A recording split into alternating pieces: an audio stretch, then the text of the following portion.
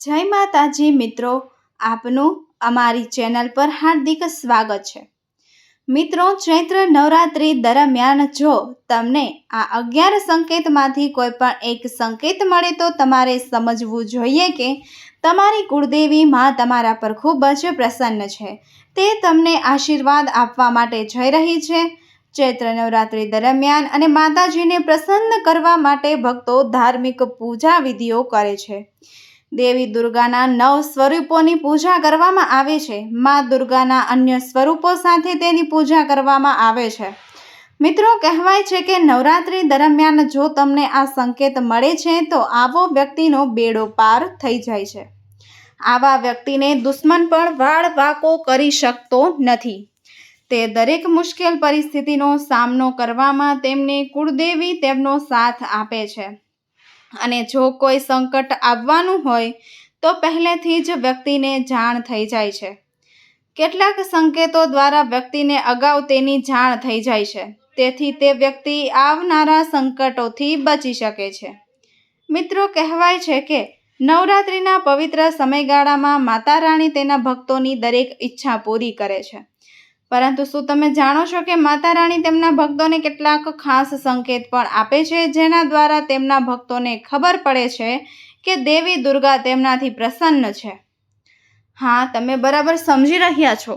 આજે અમે તમને નવરાત્રિ દરમિયાન જોવા મળતા કેટલાક ખાસ એવા સંકેતો વિશે જણાવવા જઈ રહ્યા છીએ, જે વ્યક્તિને સપના દ્વારા ક્યારેક કેટલીક વસ્તુઓ દ્વારા પણ મળે છે।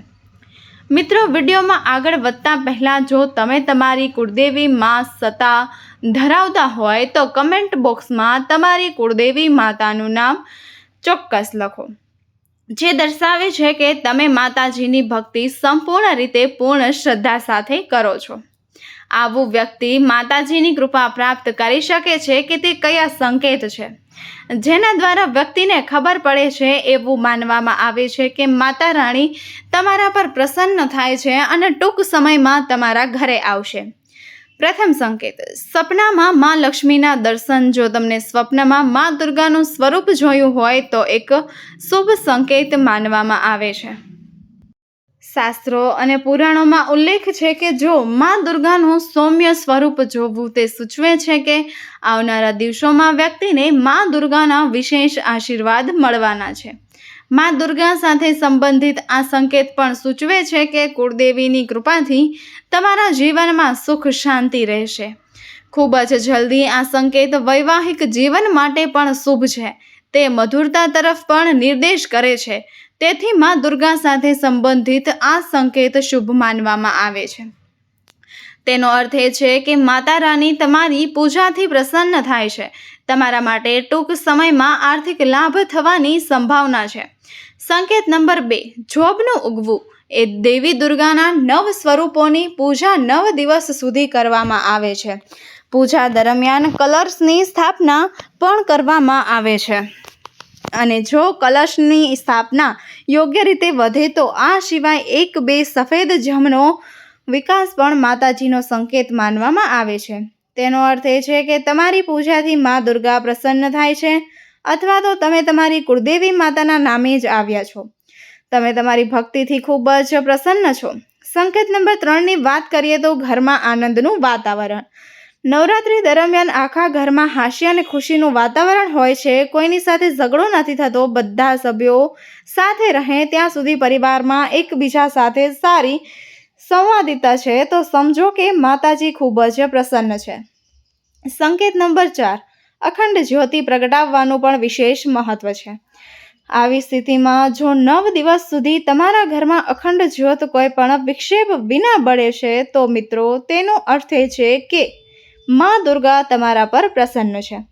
ખૂબ જ ટૂંક સમયમાં તમારા ઘરમાં તમારા ખુશીઓનું આગમન થવાનું છે। સંકેત નંબર 5, જો તમે પૂજા કરવા બેસો અને તમારું માથું ભારે થઈ જાય અથવા તો તમને બગાસા આવવા લાગે અને આંખમાંથી આંસુ વહેવા લાગે તો સમજવું કે માતાજી તમારાથી ખૂબ અજબ પસંદ છે, કે તમે કુળદેવીની ભક્તિમાં ખૂબ જ શ્રદ્ધા ધરાવે છે।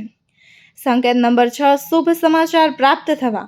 જો પરિવારના કોઈ પણ સભ્યને અથવા વ્યક્તિને કોઈ શુભ સમાચાર મળે તો તે વ્યક્તિએ સમજી લેવું જોઈએ કે માતા દુર્ગા તેમની પૂજાથી ખૂબ જ ખુશ છે, કારણ કે માતા દુર્ગાના આશીર્વાદથી જ સારા સમાચાર પ્રાપ્ત થાય છે. નંબર 7, દર્શક મિત્રો, જો તમે રસ્તામાં ક્યાંક જતી વખતે 16 સરકાર કરેલી કન્યા જુઓ છો તો સમજી લો કે તમારી પરેશાનીઓનો અંત આવી ગયો છે અને આવનારા દિવસોમાં મા દુર્ગાની સાથે મા લક્ષ્મી પણ તમારા પર આશીર્વાદ વરસાવવા માટે જઈ રહ્યા છે. સંકેત નંબર 8, સપનામાં ઘુવડ દેખાવું ભક્તોને ખાસ સંકેત આપે છે કે જેના પર મા લક્ષ્મીના આશીર્વાદ છે. આ સ્વપ્નનો અર્થ એ છે કે ટૂંક સમયમાં તમારી પાસે સંપત્તિ આવશે, ઘરમાં ચાલી રહેલી દરિદ્રતાનો અંત આવશે. જો આ સંકેત મળે તો તમારે માતા લક્ષ્મી અથવા ગણેશ મંદિરમાં જઈને પ્રાર્થના અવશ્ય કરવી જોઈએ.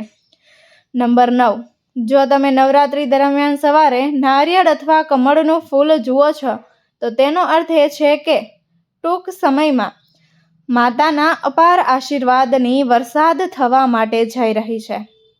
આ ઉપરાંત પૂજા દરમિયાન અર્પણ કરવામાં આવેલ ફૂલો તમારા પર પડે છે તે પણ ખૂબ જ શુભ સંકેત માનવામાં આવે છે. આનાથી તમારા પરમ દુર્ગાના આશીર્વાદ આવી શકે છે. ટૂંક સમયમાં તમને કોઈ સારા સમાચાર મળી શકે છે. સંકેત નંબર 10, જો તમે મંદિરમાંથી બહાર નીકળતી વખતે અથવા ઘરની બહાર નીકળતી વખતે ગાય જુઓ છો તો સમજી લેવું જોઈએ કે તમારી ઈચ્છાઓ જલ્દી પૂરી થવા માટે જઈ રહી છે. ખાસ કરીને તેમને જણાવી દઈએ કે સફેદ ગાય જોવી ખૂબ જ શુભ છે.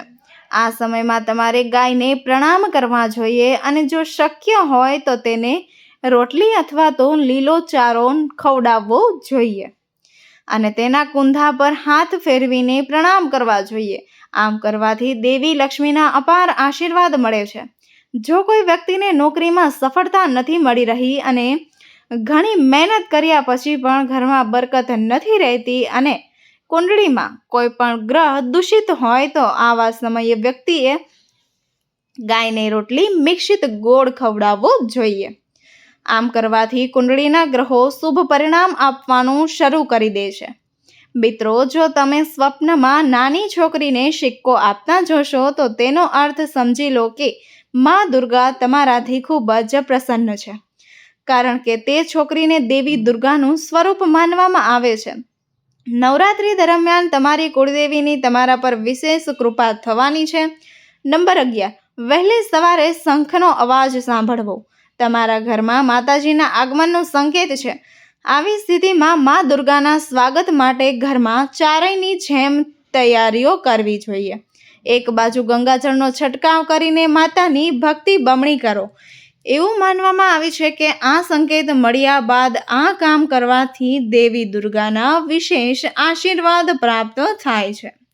નંબર 12, સપનામાં એક જગ્યાએ સાપને બેઠેલા સફેદ અથવા સોનેરી રંગનો સાપ જુઓ છો તો તેને સમજવું જોઈએ કે તે ખૂબ જ શુભ સંકેત છે, કારણ કે સાપનું વળાંક અને બેસવું એ ધનના દેવતા કુબેર અને દેવી લક્ષ્મીનું પ્રતિનિધિત્વ કરે છે.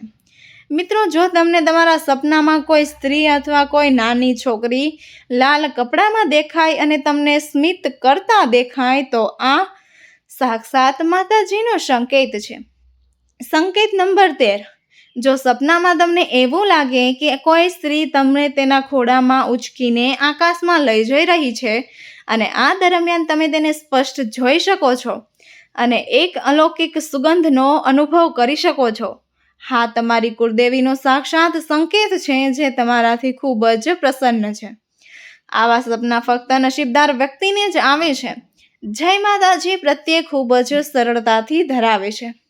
મિત્રો, શાસ્ત્રોમાં કુળદેવી માતા અને દેવી દુર્ગાના ઘણા સંકેતો દર્શાવ્યા છે. જો તમે માતાજીના વધુ સંકેતો જાણવા માંગતા હો તો કમેન્ટ બોક્સમાં જય માતાજી ચોક્કસ લખો. સાથે જ વિડીયોને લાઈક, ચેનલને સબસ્ક્રાઈબ કરીને નોટિફિકેશન બેલ પર ક્લિક કરજો, તેથી આવનારા વિડીયોની પ્રથમ સૂચના તમને મળી શકે. ફરી મળીશું એક નવી માહિતી સાથે. જય માતાજી, જય શ્રી કૃષ્ણ, રાધે રાધે.